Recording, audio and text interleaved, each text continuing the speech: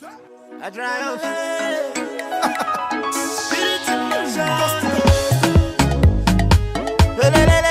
Your praise in the building.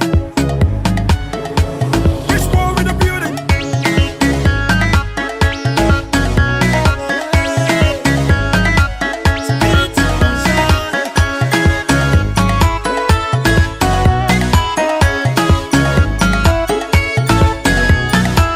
I don't come to look face for ya. Time to overtake. I don't come to look face for ya. Time to overtake.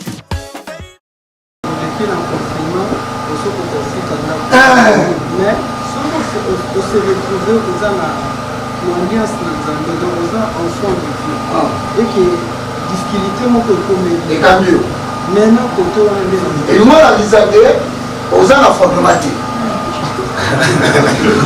non parce que les avocats la formation est pas euro parce que les banquiers quand tu vas au motif Bible a mis moi l'éternel, il y aura ma promesse. La Bible a mis aux étrangers aux alliances. A dit, je vous rassasierai au temps du malheur. Donc, vous mangerez, vous boirez le lait pendant que le monde va gémir dans la souffrance. Vos enfants vont se baigner dans le lait. Na soya maman. Voilà ça ma promesse. Donc, Bilaka, n'est-ce qui s'est aux étrangers. Sur ce qu'on relativise ta foi, pendant la Ponzambé. Il y a encore un sous ma classe. Quand il m'a coûté, non, qui m'a dit dernièrement. Parti on attaque, on a yamon de travail dans Corona.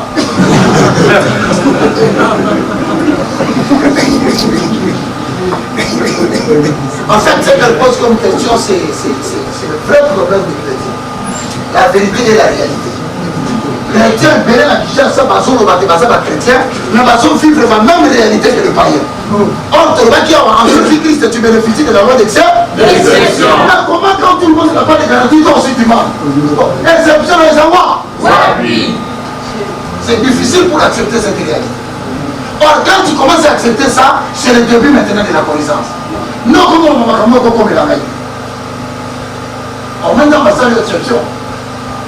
On est sur la tuer sur tes. Mais bon, on a un mobile dans la banque. La besoin de se rappeler de la tête, aussi pour gagner un nombre. Oh, non, tout le monde est dossier. Mais ça veut dire en notre terme. Quand tu es sans Christ, comment Jésus-Christ était nous bâti dans le il faut assister le fondement des apôtres et des prophètes. Amen. Jésus-Christ était la paix en vie. Comment Jésus m'a encore dans une fondation Bouka. C'est ça la question qu'il faut poser. Le 12 janvier, à cette émission, on a remis la bateau. Le 31 décembre 2019, Dieu m'avait parlé. Après, si la référence n'est pas entendre la mission radio, à partir de la référence, on a analysé un mot, n'est pas comprendre la prophétie sur la loi. Le 12 janvier dans le bien. Quand on a signé ici, l'œuvre de chacun sera éprouvé par le feu. L'œuvre sera éprouvé. Garantie ici et ici. Dans la question que vous êtes à la tour, on a un autre sac. C'est là où on a un bâtiment. On tourne en mal. Si on a vu clair, voilà, il y a un l'exemple qui est en activité.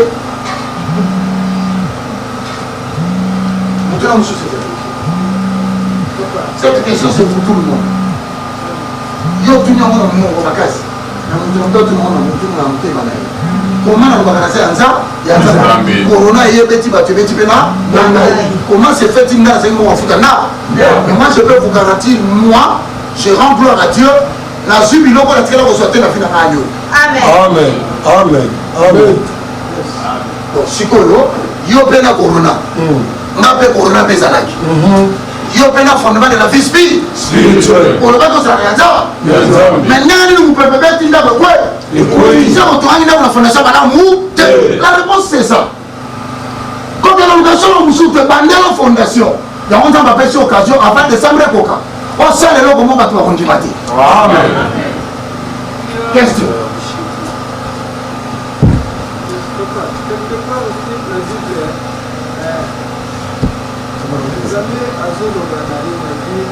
Je vous enverrai la pluie en mon temps. De la vente et de l'année Ok. Na moment wana mutokoze na moment ya Nzambe parce que mutakobonga kaka to bia ko solo côté sans que Nzambe a ordonné. Ok. Autre version banaki dans l'anglais. Yango to ba dit et ça ba récitation. Parce que ça ne tient à peu près son langage. Au moment où il m'a camboumé ça ba il faut le moment que tu as entendu, ne m'a noté à lui. Et comment on sait que tu as vu. Je vous donnerai la pluie de la première et de l'arrière-saison. Voyez la pluie, les amis. La première pluie et la pluie de l'arrière-saison. Première, quand on va te ballonner, nous voulons quoi qu'il y ait des choses qu'on connaît bien. Mais il y a des gens qui balent et ça pour la bloquer pour la babouka. Sinon, nous, ce sont les juifs qui ont reçu Jésus dans la chambre haute. Nous, la Saint-Esprit, c'est qui? Écoutez. Deuxième pluie, papa, on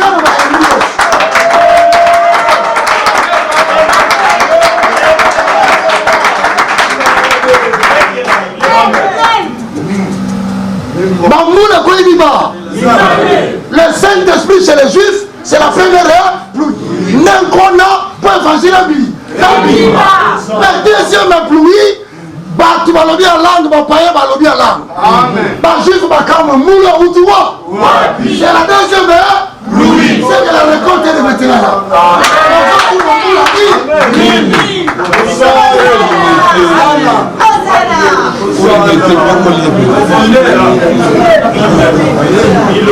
Nimeplo. Parole de Dieu, il faut la dimension, c'est que tu entends. Et comment c'est que tu as vu. Oh, la pluie symbolise la descente du Saint-Esprit dans la chambre haute. Par contre, il y a l'immoso. Moula viva les apons qu'on est cola. Bisonné, tous ont préparé le retour du fils de non. Le cola moula les sémétiers à vivaler, tel exemple c'est coquille. Il y a un moment où ça va y aller. Bon, l'on va ivreter. Parce que l'ivresse c'est la semence qui est le plus proche du bleu. Nous moule qualité. Attendez ce que le Père vous avait promis. Elle m'a dit mon sang dans le moule est beau. Il y a des morceaux. Là, on dit qu'après, on va attendre un mois. Amen. C'est la moule à Nîmes. Oui, à Bissoir.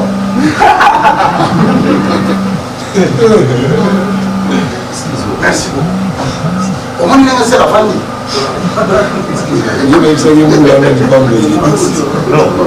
Or makamwana olala malamu azali na posa ayeba verso yo na molimo lobini na pasteur na bango lokola c'est un enfant bio ayibaki pour moi donc c'est vérité spirituelle yango yeba kama na wazo c'est la jour wana na jour na c'est ya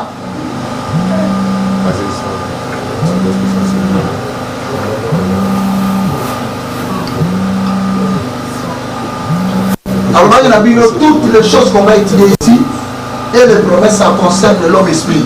Amen. Pour ce qu'on a dit pour ce l'esprit c'est le mot la plus fort de l'esprit.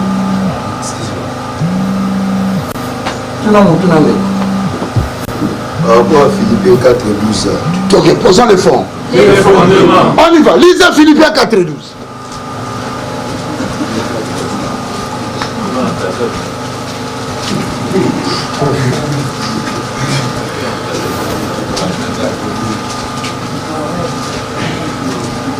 Lisons.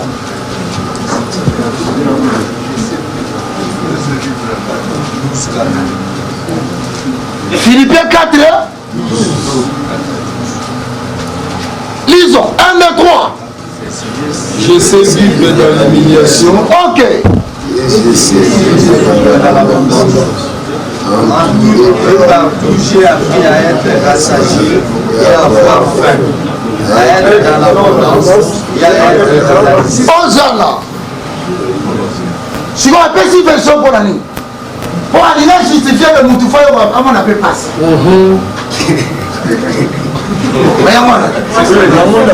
Pour ça, on a dit aux étrangers, aux alliances. Tant aux hommes pagano, la version est alliotée. Et même si on est chrétien, on y a pas version sont s'adresser à la banane. Paul a son loba, et ça va limiter mon loba. Paul a son loba, batazo te à bango. Souffrance pour la zone de solo, c'est le délai préparatoire au leadership spirituel. C'est la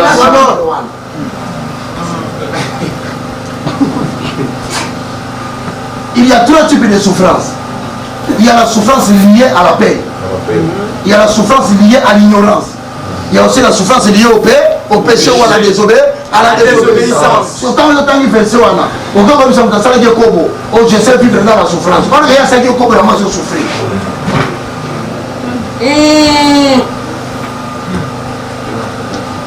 Oh non, il faut qu'on soit capable de revivre dans la souffrance. Par moi, je souffre, parce que par moi, il va aller à qui m'a dit court.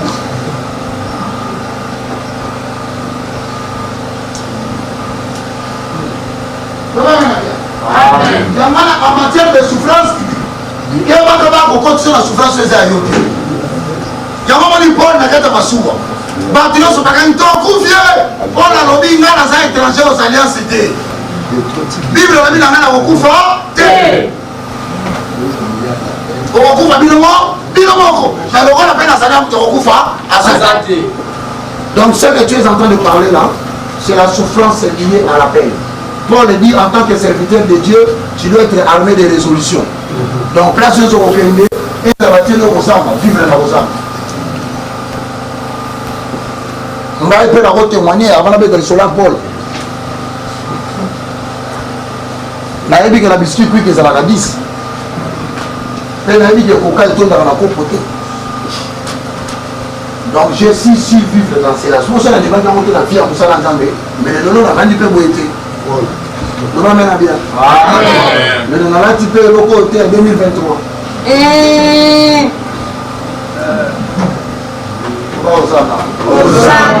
Donc verset wana ezali na makambo tolo bati ah toujours ba mutu nyonso ya biye suki ale baka déjà na mutu na ye pour ça la PRRT okakuta na mupakano avant dit non vous imposerez le main sur le malade wana zo sala na pouvoir na yo ya mutu na so na pouvoir ata mo côté donc ça va pour soi biga ba po yo ya ma Yesu amen amen c'est là où tu as Jésus.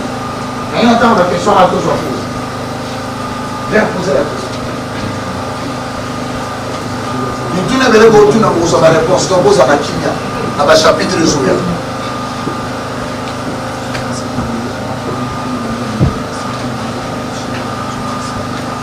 Shalom maman.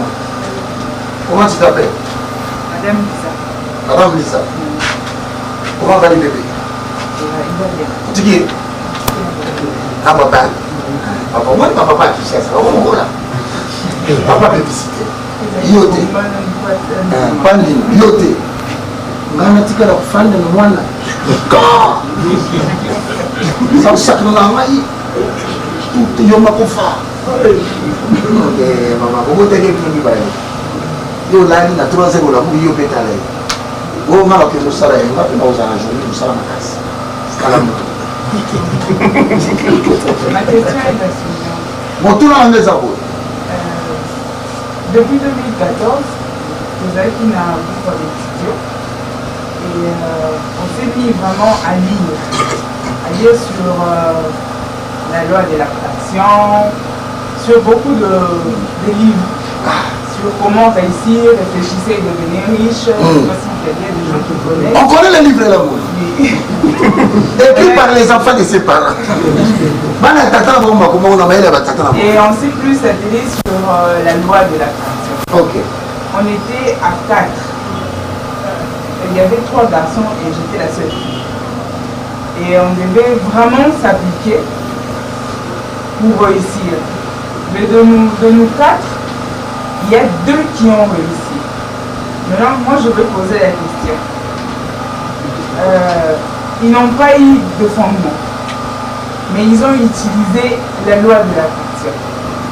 Et en ce moment, il y a un de nous qui est à un niveau très élevé, entre guillemets, et moi je suis en bas, là où je suis. Sans inquiétude. Et maintenant, je veux savoir, ça aussi c'est une bénédiction de Dieu? Voilà le vrai problème qu'on a au Congo. La bénédiction de l'Éternel n'est pas le matériel. Amen. Si vous identifiez Dieu au matériel, c'est-à-dire Bill Gates, c'est le premier pasteur du monde. Amen. Amen. C'est dans le sens où lui, il est c'est toi qui penses qu'il est tranquille. Attends, il y a personne qui t'attend, on a un autre. Nous n'avons pas la tranquillité de l'endroit. Les gens n'ont pas toujours tranquillité sur l'endroit, mais la boutique à la gâte. À ça, la soirée, il dit pousse, pousse, piston. Non, là.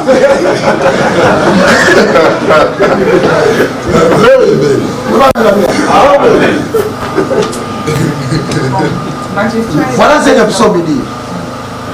J'étais sur le point de tomber. C'est parce que j'avais prêté les regards sur le méchant. J'ai vu le méchant comme un arbre verdoyant. Il s'est levé, j'ai tourné mes regards. Quand j'ai regardé, il n'était plus là. Donc c'est-à-dire que cela ne se justifie pas par le bien matériel.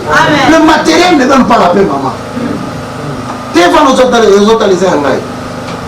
Mais est-ce qu'il y a un jour comme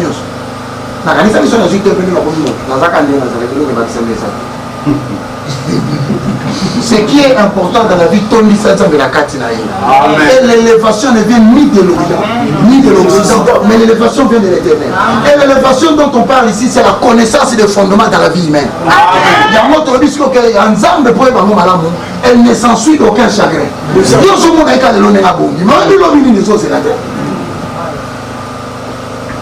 La Bible dit celui qui croit à l'Éternel, il a des fondements inébranlables. Bon, mais moi, il y a une boutique là-bas, mais il y a une maison à profit pour la petite neuf. Donc ici, nous parlons de la promesse quant à l'esprit de l'homme. La connaissance et de la vérité. La pauvreté est un état d'esprit. Dans la Bible, on a un Dieu d'honneur. Nous avons les dieux donnés de Yann, les filles de Papa Fidèle. Ma zesse, Jonathan, va témoigner. Ils peuvent te témoigner. Mon tour, on a abonné la vie. On les qui. Mais c'est là où on a un problème. Oh, nous autres, ils résolvent à côté. Mais je vois là qu'il y a un état de pauvreté. Mais là, on disait aussi que nous aussi, on travaillait l'esprit aussi. Non, vous ne pouvez pas travailler l'esprit. Tu commences à travailler l'esprit maintenant avec le fondement. Tout le temps que tu as fait là, on t'a fait voler la jeunesse. Amen. Il va dire pour moi, il y a un mot qui m'a fondement. Il y a 1 million de personnes par rapport à moi. Il y a personne qui celui qui a le fondement, il pose des actes impactants. Et puis tu vas le souvenir. Amen. Je vais vous avouer une vérité. Je connais des autorités politiques de ce pays. Frère, pour la narrative de la Zamokebo, nous avons battu un gars. Amen. Tout le monde a battu un gars. Peut-être que mon collègue Zali doit être obligé de nous battre. Dans la Bible, il y a un peu de FCC, il y a INC, il y a CACH. Il y a un peu de vous avez la carte à l'intérieur. Vous avez la mini. Il y a le bateau à la bouche. La peine aux à la bouche.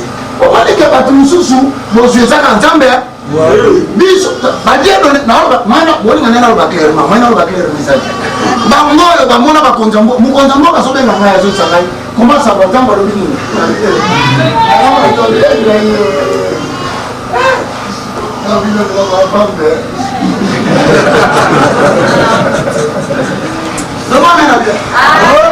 Moi je te le dis en vérité sans te mentir. La pauvreté de l'esprit, c'est le manque de Jésus-Christ comme Seigneur. Amen. Aux âmes à fondement de pauvreté à mon amour. Mais il faut que vous ne pouvez pas mettre à yo pour découvrir la sémence de Jésus. Quelqu'un me dit Amen. Amen. Nous avons notre sœur Olive. Olive quand? Oh yeah. Ah, dehors des ans Danemark. Sœur Olive, au Danemark. Esther Kabambwe, étudiante na Danemark, abi apesi bino Kamboje. Ni maka poya koma kuna usani toya mboga. Camimon, depuis Strasbourg, en France. Que Dieu te bénisse. Mais comment on a commentaire plus? Kuna. Madoché, étudiant, à son avis, directement la minute en Afrique du Sud. Abi la maman Sifa, que tout le monde a qui te remet. Ma félicité. Ah oui, ah, comment c'est ça? Non, vous voyez, Valéris, vraiment j'ai des sérieux problèmes de connexion. Mon cher, tu as changé français. Hein? Mon contrôleur, début du mois. Début du mois, tu as changé fournisseur. Tu as mis dans les zones sous. Comment on a problème sérieux. Bon, tous ceux qui ont des problèmes sérieux, sachez que tous les cours sont aussi enregistrés. Ça sera diffusé sur la version vidéo. Là, ça ne va pas planter parce que notre régie prend les éléments, il les monte et il vous donne. Donc vous allez suivre ça encore, je vais le publier pour vous. Et vous aussi, vous qui avez des groupes dans vos WhatsApp, quand vous voyez une vidéo publiée, prenez, partagez avec ceux qui sont avec vous. Ntowa Nyatala.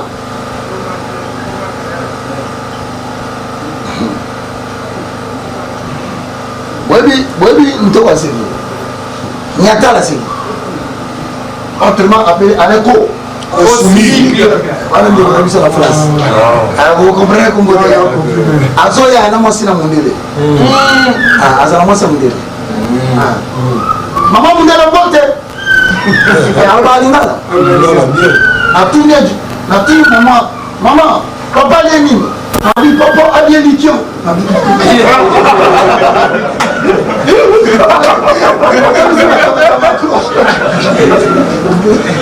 fait ici bon à Macron. Nous allons prendre la pause, on se retrouve dans 15 minutes.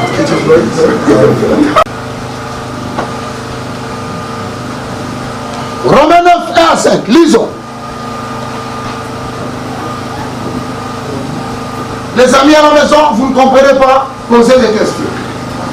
L'université de la foi chrétienne s'étend aux États-Unis, s'étend en Europe, s'étend en Asie, parce que nous voulons regrouper tous les étudiants, car nous savons bientôt, certains viendront ici, et nous aussi nous viendrons vers vous. Amen.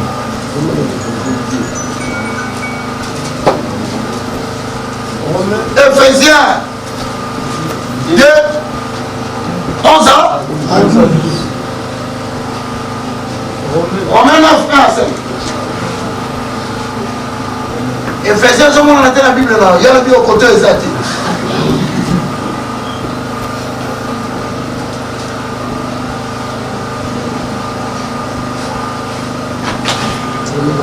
Éphésiens 2.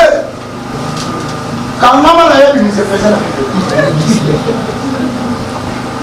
Je suis passé à la Boli, Éphésiens, il y a un homme qui sort l'histoire, on a évité à tenir la tête à Romain.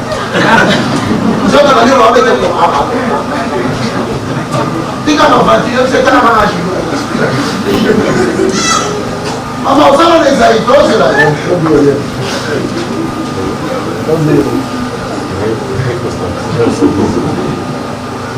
La moyenne à ça, les aïtos, mais là, on s'en a grave parce qu'on va voter un ciel testament. Donc, c'est là. C'est la moyenne moyenne à ça, on a table de marché.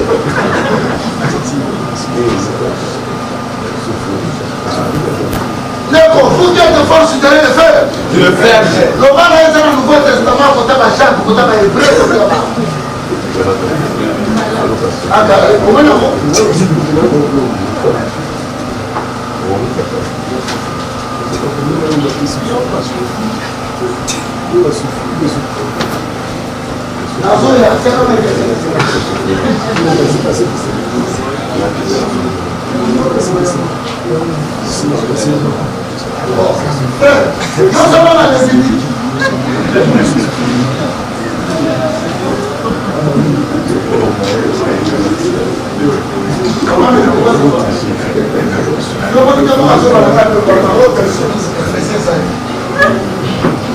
Ephésiens chapitre 2, c'est-à-dire le Néla Kisayo, une seconde avant de recevoir Jésus-Christ, sur la matière dans l'outé, aux étrangers, aux alliances.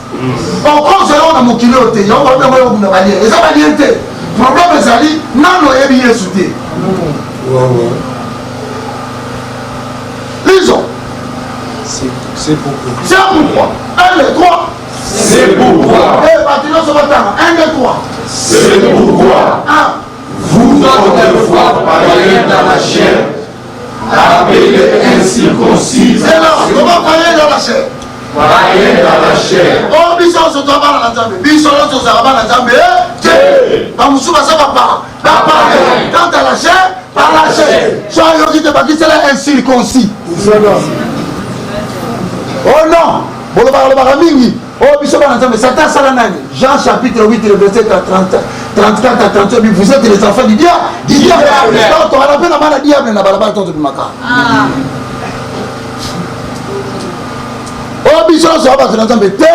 Nous sommes tous des créatures de Dieu, mais nous ne sommes pas tous des enfants de Dieu. Vous êtes des païens quant à la chair. On vous appelle en bon français des incirconcis. Des incirconcis.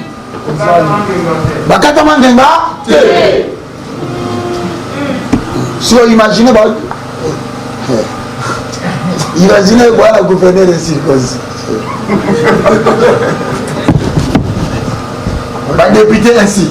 Incirconcis. Ma sénateur, ainsi. Incirconcis. Députation professionnelle, race des païens quant à la chair. Si vous avez la bateau, on a des bandits, c'est la bino bola. Parce que bino la bango, c'est déjà la nature de mon côté. Donc, bino qu'on se sert à bango, bino faut pas souffrir. C'est ça le problème qu'on a dans les pays. Ils ne peuvent pas vous servir même un morceau de pain. Votre Dieu n'a rien. Il y a un côté à Bino, l'homme bolongwa poto, bolongwa Kishasa, l'homme tomona, bateau basa, étranger aux alliances, c'était Bakota. Il y a un seul tolo bateau matakamini na députation provinciale, nationale, Sénat,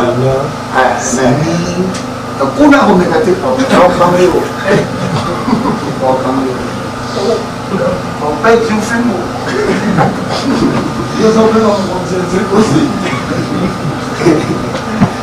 nous devons être en mesure d'élever jusqu'à la magistrature suprême un homme qui est né quand à l'esprit de Dieu. Amen. Ceux qui n'ont qu'un homme nous comme incapable d'être. Il y a qu'on va ni ça va sans tout. La musique a ma décision, l'ensemble va compter sur rien. Nous sommes en français pour le bac. Oh, il y a seulement une partie qui gère tout le bien de la vie et c'est la banque. On a vu le lien, c'était Ephésiens 11. Il y a ce camp. Et là, comme ça m'a fait, Babi Manabarabala, Yopé Nakati. Moi, je ne sais pas si la marche, je ne sais pas si je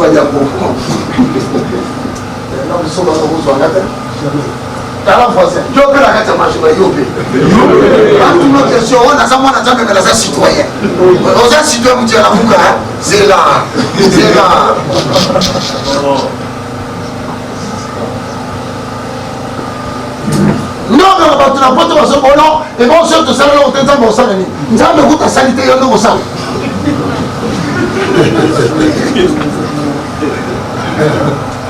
Ah, ça va bien. Oh, vous t'entendez la part là. Tu vas la part là, on t'entend la part là. Nous avons pas ça, les parts. Il y a un temps maintenant, la canine, tout est le grand. Non, vous avez la logique dans le gouvernement. Vous avez la magamou dans le Bible. Batamo qui va comment les cabissos dans la table de la maille. Balobia, on te dit, sur ton aïe soutien, ton ans étranger aux alliances. Donc, c'est-à-dire, il a cas, il y a cause à la moutaliboso, aux à la moukila te, et ça y a bissoté. Pour battre, la télévision la bisso, parce que c'est incirconcis. Bah, on va favoriser les incirconcis. Il y a un moment où on a nommé le ministre, secrétaire particulier, moi na moi. Comment tu peux bureau, on va changer au combo. Et dans ce bureau, tu as comme une antichambre. Si vous imaginez, moi, si vous avez la chambre, mais il y a aussi une antichambre. On se demande à battre, il y a passé le moment où on a des circonstances. Un circonstance, moi, c'est mon tuteur. On les gars, avec tout.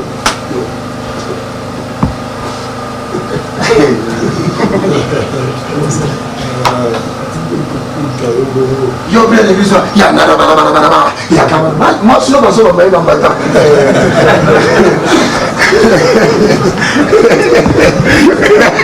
on dit somo kolo passe kolo kamona biso pesa biso bato ba ebio quand nous doit se renouveler à cause maman c'est mutu il y a un moment qu'on se souffrir et ali gamuto bindela batelemeli biso l'église ne s'est pas encore assez réveillée pour éviter de courir derrière les païens quand à la chair. Amen. Aujourd'hui, on a un peu en âme de FCC. Mais pasteur.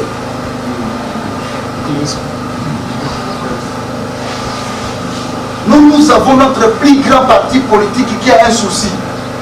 Préparer le peuple à la rencontre du Messie. Notre parti politique s'appelle Jésus-Christ de Nazareth. Donc, na cause la nasima caché, nasima la muka, nasima FCC. Moi, n'entends pas cause la coloration. Na lobi na yo. Moi, n'entends pas Jésus. Jésus a une action de religieux. Amen. Amen. Amen. Je me demande d'autres dans mon tour. Donc, tout le parti politique. Madame Issé Kassikende, on s'en suit comme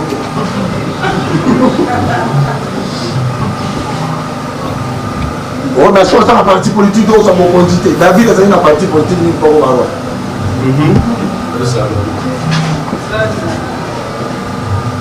Abotami, papa n'a pas de tabac na ba même. Parti politique n'a pas de bergerie de même. Ba même ba sala propagande ba bendele ba liona ba ursa bundana ba CV mata. Le ba bela. Amen. Les gens parlent de la forme à formater mon tout. Il y a mon temps à connaître un dame de la circonstance de diriger la barre. Attends, tu m'as pas tout.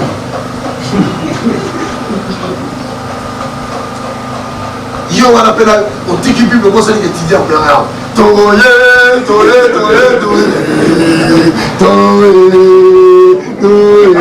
yo viva moi n'entends pas diriger à l'étranger aux alliances tant que ma commis on va monter sur la tout ça les types de lettres ok par un des droits par la main, un des trois.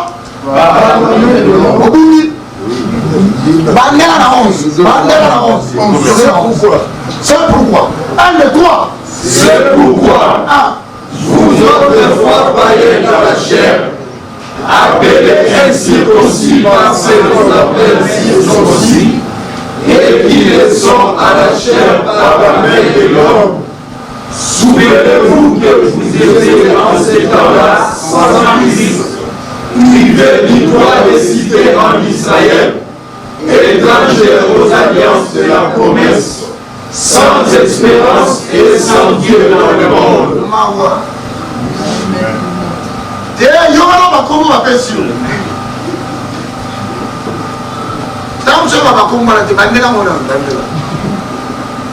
Souvenez-vous. Hein? Souvenez-vous, bon Kanisaka. Hein? Bon, yo bon salaka tout donc il a la marche. Bon, je vais souvenir les souvenez-vous, un de trois. Souvenez-vous que vous étiez en ces temps-là sans Christ. C'est là, premièrement, sans Christ. Deux. Privé du droit de citer en Israël. Privé le droit de citer en Israël. Où ça? En Israël. Il y a mis 5. Étranger aux alliances de la promesse. Mon paya, Nabilaka Anza. Yazamé. Mais il y a un monde je serai le premier, non le dernier. Baki sera yé maman italienne. 400. Sans espérance et sans Dieu dans le monde.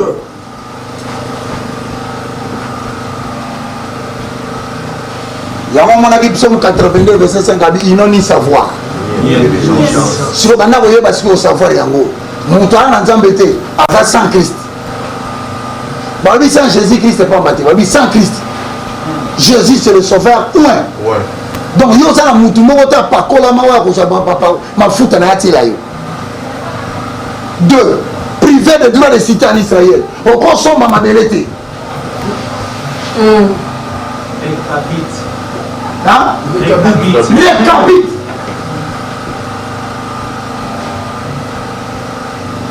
Locataire à caractère nomadique. Après, on a le temps, on va toujours avoir quelque chose. Quelque chose, on va faire dans l'eau. Le moment où on a un commissionnaire de Makaï, on va dans la scène d'abord, qui côté à ça? On se fait bon. Il y a pas le roi qui est en divine quoi. À ce moment, on peut que le texte soit magique ou bien. Comment les gens problèmes de la réalité en manque de progrès? Alors, il fait des droits d'ici. Il fait des droits d'ici. Il a dit locataire.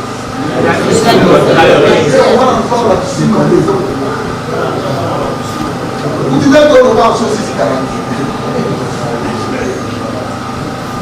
C'est la corona. Corona continue sur les gars. Profitez tout d'un voisin pour faux, ça va faire faux. Il y a une garantie. Il y a un problème. Il y a un moment où on a dans l'église à combat, on a dit qu'il y a un monde qui a vie. Et on a dit qu'il y a un sous correctement.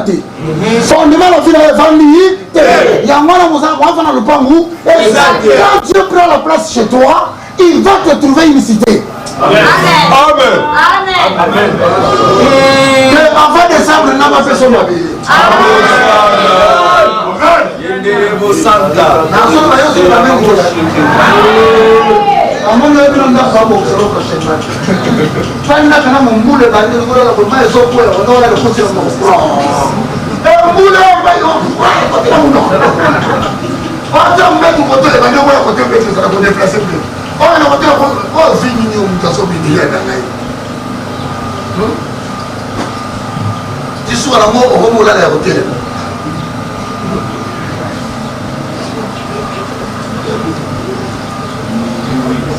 Partout là, je serai le premier dans les débuts. Le mal à voisin. Tu dois voir les choses que Jésus a vues chez le Père. Étranger aux alliances. C'est-à-dire, pour ma promesse en disant, mais ça va pas récital. Quand on est par le bagarre, mettre corbeau sur un arbre de péché. Il tenait à son bec un fromage. Donc, je serai la tête et non la queue, il tenait à son bec un fromage. Donc, on va commencer, mais on va faire que Dieu nous fera des exploits. Mais ça va peine assez.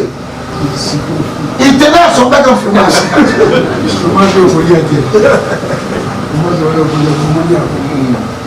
Oh, si Dieu est pour moi, qui sera contre moi?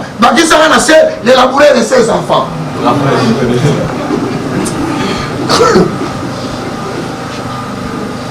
Oh non, n'a pas fait n'a pas fils. Fait venir ses enfants et elle parlera sans témoin. Ça dit ça, mon pote, ça va se dire.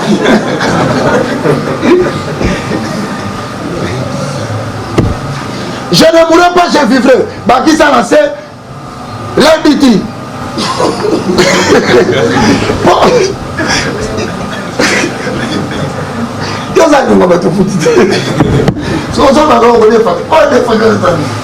Et puis, normalement, ils sont vraiment. Monsieur, je m'en simbi portable. Mais il y a une récitation étranger aux alliances. Si vous avez tellement de à changer la ficelle. Attends la ficelle.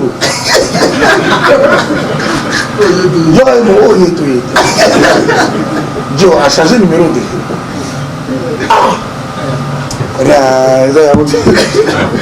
Tu vas comprendre la ficelle à l'habitude. Le roi va comprendre la ficelle bien. A joué son numéro Tigo 089. Attendez, quand le portable a joué un bassin portable, la yoga va faire ça, je serai la tête non la quai. La tête non la quai, ma soeur qui m'a portable là-bas. Alors, attends, on petit frère n'a pas la monnaie aventurée. Attends l'Afrique du Sud, peut-être on l'a. Attends, on n'y va pas. Mais on a sa chrétien, à comment qui m'a dit. Nous t'en compagnie dans ce matin avant de changer mon numéro 4 par jour. On a bien officiel, si RTL, Vodacom n'a pas quoi aller, Bambi raison sous. So tellement évité, à un salaire, à quoi il y a un numéro mon il y a un signe de la marraine. Dans ma yambiga mon quoi, il est à fond de mon malo. Oui, vous demandez alors, je vais à raisonner, à moi qui est dans le Urbanin. Il y a un moment où on a porté l'appareil de votre père.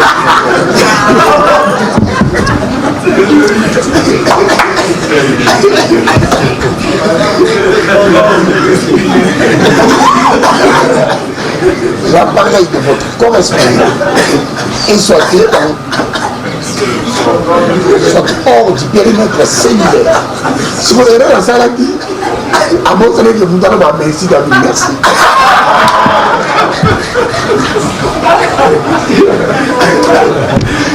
Non, vous êtes étranger aux Anglais. On va nous ingénieur dans l'image. C'est là où tu as un numéro, tu as un qui merci. Il y a un autre nom. Mon numéro, tu as un qui merci, et tu as moi tout. À coup de la vie, frère Roger, c'est bien. Est-ce que partout va le là? Papa, peut-être que va ser un drama así. A mí me petí la yoga la peña. A mí no. Na mutalo ta kafa ba yamba. I triumph.